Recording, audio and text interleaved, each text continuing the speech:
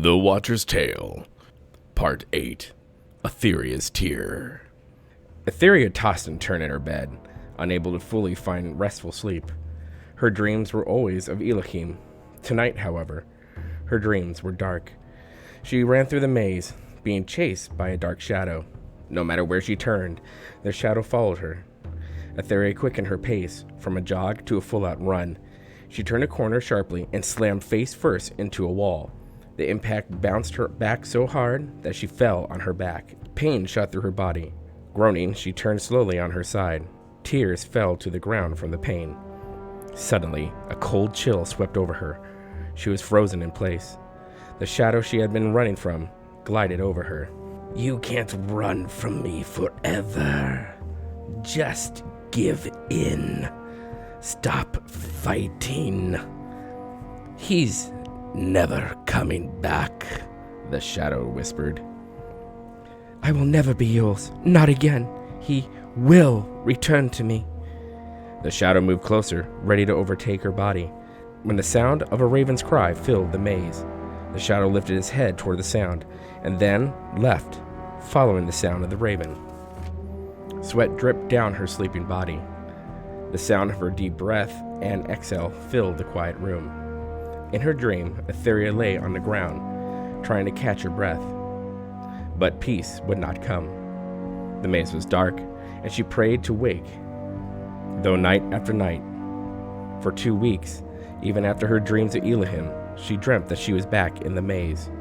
Tonight's was darker. Tonight, he almost overtook her.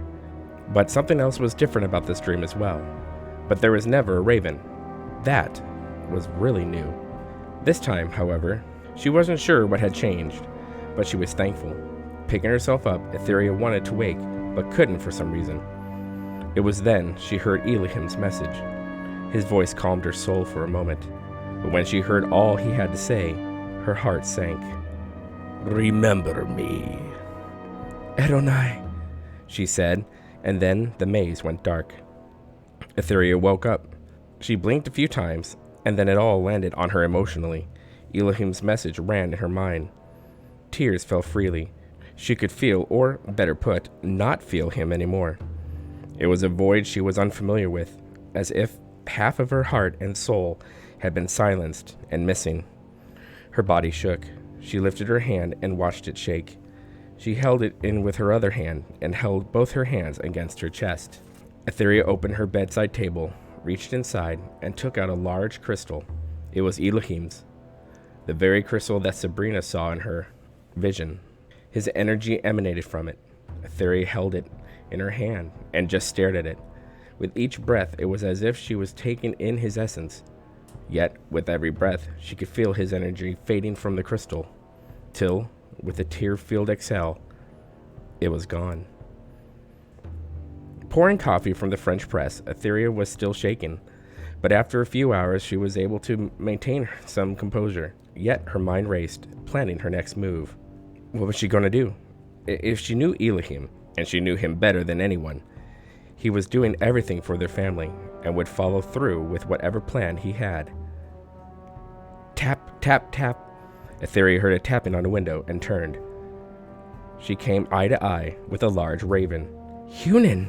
Atheria said out loud, surprised. Atheria quickly walked out of her kitchen and opened the red door that led outside.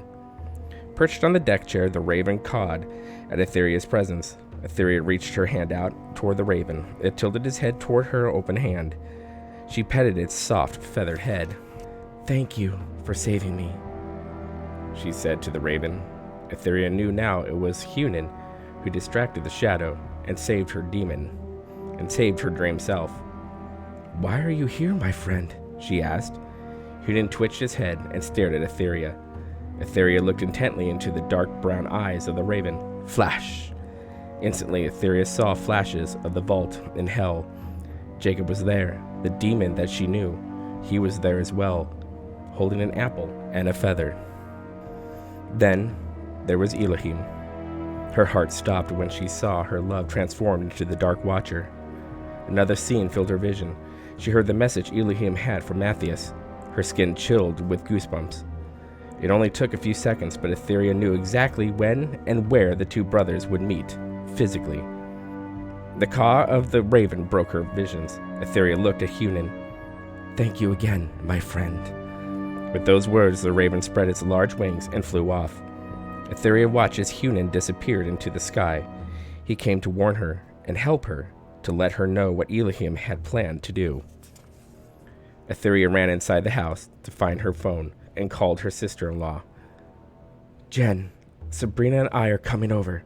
Atheria explained everything as she packed a few things.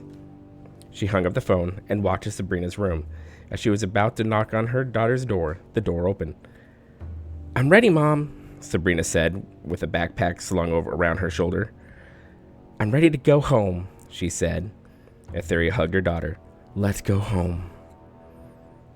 Jen opened the door and led Atheria and Sabrina inside her apartment. "What do you need me to do?" she asked. The three women walked in the living room. "Jen, I need to tell you something," Atheria said. "For a while now, my husband, your brother, and I have been on a mission to awaken more than 600 people. Besides that, there's something you need to see." Atheria touched Jen's eyes with her hands. "Please know that Eloheim and I love you, but we knew that you weren't ready to see what we see, to know what we know. But I need your help more than ever, and to truly have that you need to be fully awakened," Atheria said. Jen stepped back, not sure what to make of what Atheria said to her. "What are you talking about?" Atheria came very close to her sister-in-law. I can't explain. There isn't enough time. I need to show you." With that, Atheria placed her open palm on Jen's forehead, and with her other hand placed it on Jen's chest. "You are one. You are free. You are ready. Mother Moon, bless this your child with the sight to see and ears to hear as we prepare to save your son and our family." A warm breeze filled the apartment living room. Sabrina smiled. "She's here." Jen opened her eyes, and instead of seeing Atheria, she saw the face of Luna Eth. Jen gasped. "My child, child of the Great Spirit, awaken your soul and heart." The room began to spin, but Jen stood still. She could hear different voices filling the room. She looked at Sabrina. The young girl radiated energy. Her aura shined like gold. Behind Sabrina, Jen saw a tall, dark-haired man dressed in a black tunic. His face bore scars of battle. Jen wasn't afraid of him. She could feel safety coming from him. She knew that he was Sabrina's protector, her guardian. She pointed at the man. "Michael." The tall man nodded. Luna Eth brought Jen back to her eyes. "Child, only you can hear my next words. The ancient pain you feel from the fires of man's ignorance. Let go of your guilt. Step through the flames. When you are ready, call on me, and I shall walk with you through the flames." With those words, Mother Moon vanished, leaving Atheria in her place. Atheria smiled. Jen saw everything with new eyes. Even Atheria's face had changed. Small runic tattoos dotted her skin, and her eyes were the most striking. In place of the greenish hue, golden flames danced in her pupils. Turning her head, Jen noticed a few more people in her apartment. One man and one other woman, both dressed like Viking warriors. "Who are these people?" Jen asked, more amazed than afraid. "Jen," Atheria started, "we've told you about our armies and how they began to merge the closer our first reunion approached. Well, they have joined a while ago, and now you see, as we see. Those two are my personal guards, set by my love. Now that you see I need your help to prepare me." Jen nodded. "What do you need me to do?" Atheria rummaged through her bag and took out a jar of coal, a substance of black paint, and another jar of red coal. "Since we don't have a vulva." "A what?" Atheria smiled and unpacked the gray suitcase and took out a leather tunic and pants. She undressed. "I need you to paint my chest and back black." And she gave Jen a piece of paper. Jen unfolded the paper, and on the paper were 2 magic runes in red. "I need you," Atheria continued, "to also draw those runes on my chest." Sabrina helped her mom prepare. As Jen lit the white sage, she blew the flames out on the sage and watched as aromatic smoke filled the room. As the sage burned down, Sabrina came over to her aunt. Now that the sage is burned down, use the sage bundle to mix the black coal. Jen nodded. Sorry, first time.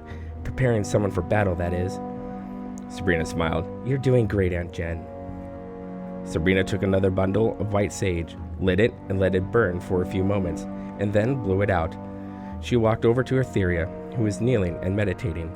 Sabrina waved the smoke over her mother, cleansing her.